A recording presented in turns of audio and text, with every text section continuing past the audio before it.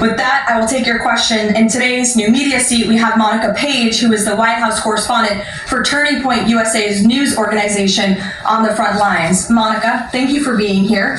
We're so sorry for the loss of Charlie. I know you work for him, you were very close to him, and we appreciate your being in the new media seat and also your commitment to covering the White House. You are here every day, just like the rest of everyone in this room. So why don't you kick us off today? Thank you so much, Caroline. I don't think you realize how much it means to me to be here in this seat, especially on behalf of Turning Point USA and Frontlines. We greatly appreciate it. We also greatly appreciate the outpouring of support and just really kind words that we heard yesterday at the memorial service. That means more to us than I don't think anybody ever knows. And even the global support that we're seeing for Charlie has been overwhelming, and it doesn't go unnoticed. So thank you so much. I have 3 questions, if I may, on the horrific murder of Charlie Kirk. Government and local officials said that Antifa inscriptions were engraved in these bullet casings that killed Charlie Kirk. It appears to be a trend, especially after what we saw in the Annunciation Church shooting, Catholic Church shooting. Additionally, Stephen Miller recently commented on the rise in this kind of violence, saying there is a domestic terrorist movement growing in this country. The president is designating Antifa as a domestic terrorist organization. I'm wondering, what is the approach to holding these people accountable, just to ensure that violence like this just is eradicated moving forward? Sure. Well, Antifa is going to be designated a domestic terrorist organization. The president intends to sign that executive order very soon as it's drafted, as soon as today and later this afternoon. And this is something the president campaigned on, because we have seen a rise in violence perpetuated by Antifa, radical people across this country who subscribe to this group. And unfortunately, it's gone widely uncovered by many in the legacy media. It also went completely ignored by the previous administration. Not anymore. Not only, as you mentioned, were the bullet casings subscribed with Antifa mottos, if you will, in the heinous assassination of Charlie, but there have also been more examples than I could read off for you here in this briefing room today of violence from Antifa. I will just read a few. In July 2025, several members of an Antifa cell ambushed and opened fire on officers at an ICE facility in Alvarado, Texas, shooting one officer in the neck. Also in July 2025, 3 Antifa members were charged with assaulting a police officer during a violent riot outside an ICE facility in Portland, which for weeks prior had been under siege from the local Antifa terror cell. In February 2024, a transgender Antifa terrorist detonated an explosive device outside of the office of the Republican Attorney General of Alabama. In July 2023, Antifa members linked to abortionist group Jane's Revenge firebombed pro-life facilities and vandalized churches. In January 2022, a suspected Antifa member was arrested for bringing a pipe bomb to a pro-Trump event. In January 2021, an Antifa supporter threatened to shoot police officers and Trump supporters outside of the Florida State Capitol building. Again, I could continue to list many more examples for those in the room who don't believe this is a serious threat to American safety and our national security, but this administration knows that it is. That's why the president will be signing this order. And we will also be, most importantly, looking at who is funding Antifa and who is funding these other violent left-wing groups that we've seen perpetuate so much crime and mayhem across our country. Thank you. And Charlie Kirk died exercising his First Amendment right, willingly debating, conversing with everybody and anybody. That was what he did. So what message does this White House have now to all Americans who feel like they're too afraid to express their beliefs, their values, their morals in the wake of such horrific violence? I think the president has answered this, and I will leave it to his response, Monica, where he so beautifully said, we have to keep fighting. We have to keep speaking up. We have to keep speaking our mind. I know that's what Charlie would want us to do, and we have a right to free speech in this country. The president supports it. It is protected by our beautiful Constitution, and Americans should not cower in fear. They should rise up in courage to continue speaking the truth. And to end on a lighter note, Caroline, I'd love to know what your favorite memory of Charlie is. Sure. Charlie was a great guy, and he was, of course, a very influential person in the conservative movement, in the MAGA movement. He was so helpful to the president during the campaign and to all of us who worked on that campaign, that historic campaign. I myself had many great memories going on Charlie's amazing podcast and his show. He was always willing to text people with words of encouragement. In fact, my last text exchange with him was the day before he died, and he was asking for my husband and I's address to send a children's book to our son. And I think that just speaks to the type of person that he was. And I know so many of us here at the White House are going to miss him very much. Thank you. Gabe. Caroline, thank you.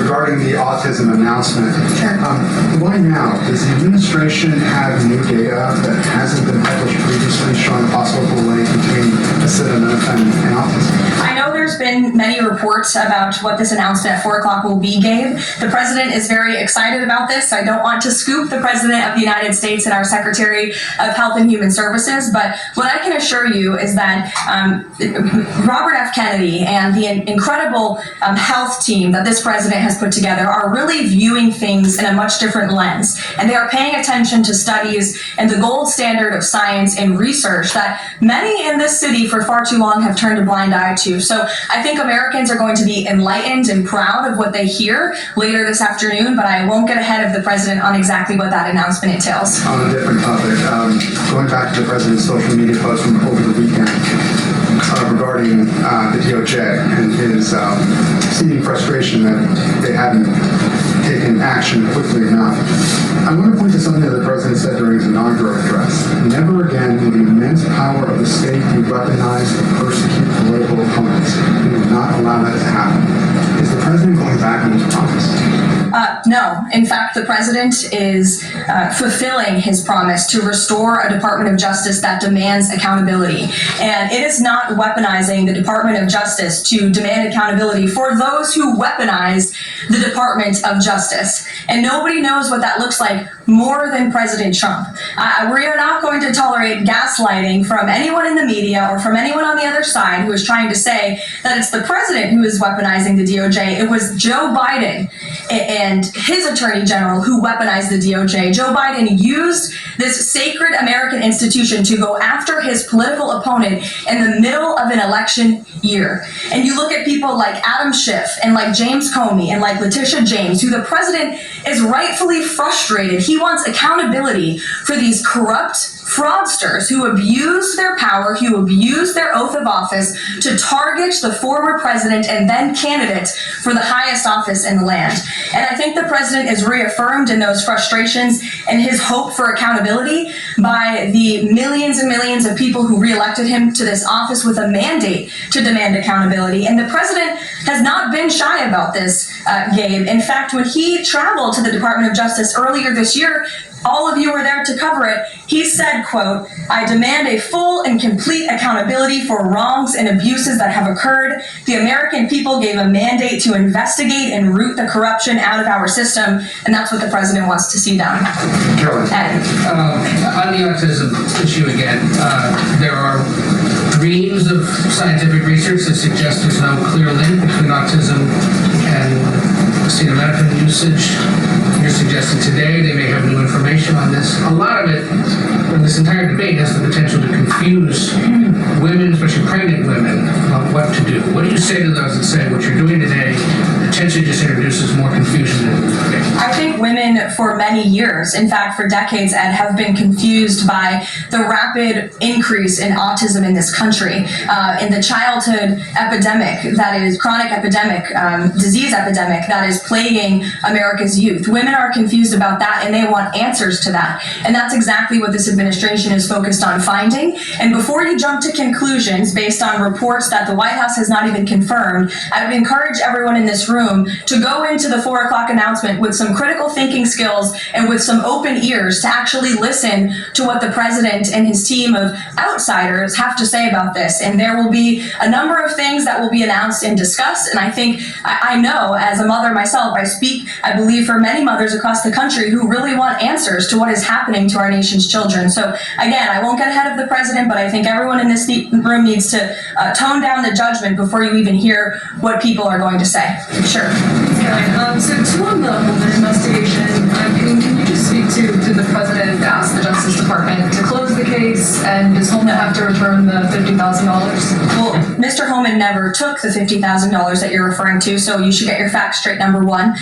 Number two, this was another example of the weaponization of the Biden Department of Justice against one of President Trump's strongest and most vocal supporters in the midst of a presidential campaign. You had FBI agents going undercover to try and entrap one of the president's top allies and supporters, someone who they knew very well would be taking a government position months later. Mr. Holman did absolutely nothing wrong, and even the president's Department of Justice, even Kash Patel's FBI, looked into this just to make sure. They had a number of different prosecutors and FBI agents who looked into this. They found zero evidence of illegal activity or criminal wrongdoing in the White House, and the president stand by Tom Holman 100% because he did absolutely nothing wrong, and he is a brave public servant who has done a phenomenal job in helping the president shut down the border.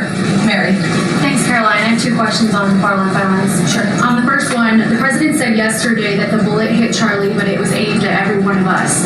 Do you and your colleagues have a heightened sense of fear following this shooting and this far-left violence we're seeing across the country? I certainly think there's a heightened sense of awareness by conservatives across the country, by all of us here at the White House. Again, as I said to Monica, many of us were personal friends with Charlie and had involvement with Turning Point before we came and served our government in this way. So certainly it's a very shocking incident, and I think, it's very unfortunate that those of us who work in this movement have to think about violence just for speaking our minds and for supporting President Trump. And as a follow-up on that, I asked the president last night on Air Force One about this pattern of transgender violence we're seeing. Charlie's killer lived with his boyfriend who identifies as transgender, and then we have the Annunciation shooting, the Covenant shooting, all of these incidents.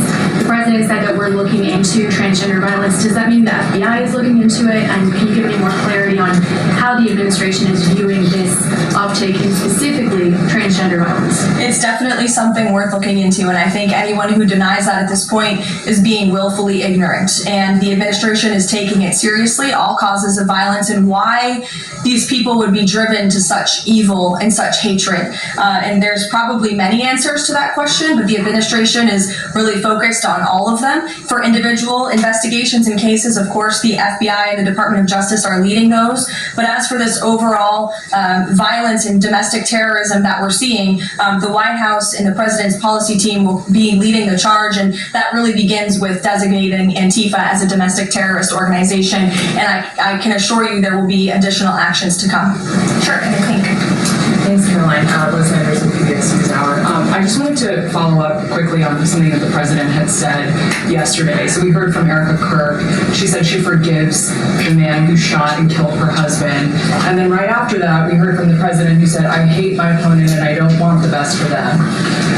How does that square with bringing down the temperature of political violence in this country? And then, if I could, I had a follow-up on Venezuela, too. Look, the president is authentically himself. I think that's why millions of Americans across the country love him and support him, including Erica Kirk, who you saw so beautifully was on stage with the president in an unthinkable moment, in the midst of an unthinkable tragedy, and was leaning on the president for support during that time. And he was there to give it to her, as well as the vice president and many other top-ranking cabinet officials. Kayla.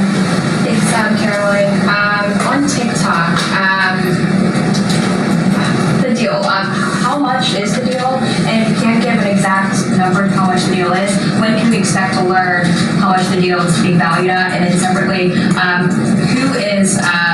are the members involved in the deal? Like, can you share more details there? So I don't have a specific number for you, nor am I going to confirm the specific individuals and entities in the deal, Kayla, but I do have several details I'm happy to run through for all of you, and the president will be signing the deal, the official deal, later this week at some point. Under the terms of this deal, TikTok will be owned by a majority of American investors and controlled by a board of directors with extensive national security and cybersecurity credentials. In partnership with the U.S. government, Oracle will serve as TikTok TikTok's trusted security provider, and they will independently monitor the safety and data security of all U.S. user data on TikTok's platform. Americans' data will be stored securely in the United States without access from China. All U.S. user data will be stored on servers operated by Oracle in the United States, protected from surveillance or interference by foreign adversaries. And the algorithm, I know this is a question many of you have had, will be secured, retrained, and operated in the United States outside of ByteDance's control. And TikTok will remain globally interoperable, meaning TikTok users in the US will be able to see videos posted by users in other countries and vice versa. While I don't have a number on the specific deal, we do expect that thanks to the president's leadership and the securement of this historic deal, businesses using TikTok will generate as much as $178 billion in economic activity within the US over the next 4 years. So this is great news, not just for the millions of American youth who use TikTok. Their data will be safe and secure with this new deal. They'll continue to use this very fun app, but it's also great news for all the small business owners who have really been able to make a living off of the use of TikTok as well. And if I could just get one more as it relates to China, on crop prices with farmers, as there's still no official trade deal with China, farmers are getting a little bit antsy navigating, prices being weak and not strong. How is the administration, thinking about farmers right now? Is there anything we can expect to see from the administration on, sort of bailing farmers out should prices continue to not work in their favor? The administration is completely understands the anxiety of farmers. We're very much aware of this issue. It has been a part of our discussions, the trade team's discussions with their Chinese counterparts. As for any specific actions, I don't have any news on that for you today, but I can fully assure you the entire National Economic Council in this building, as well as our Secretary of Agriculture, Brooke Rollins, have been talking with the trade team about this. There's been many meetings on this, and they are on the ball, but I don't have anything specific for you today. Sure, Selena. Thanks, Caroline. But the case against Letitia James was extensively investigated for 5 months, and President Trump's handpicked Attorney General Eric Siebert could not find any evidence that he committed a crime. So is the president saying here it doesn't matter if there's a crime, he just wants his political enemies to be charged? Well, let me just walk you through Letitia James. Letitia James completely abused her oath of office. Letitia James was actively and openly engaged in lawfare. You talk about weaponizing the Department of Justice. What was Letitia James's campaign slogan?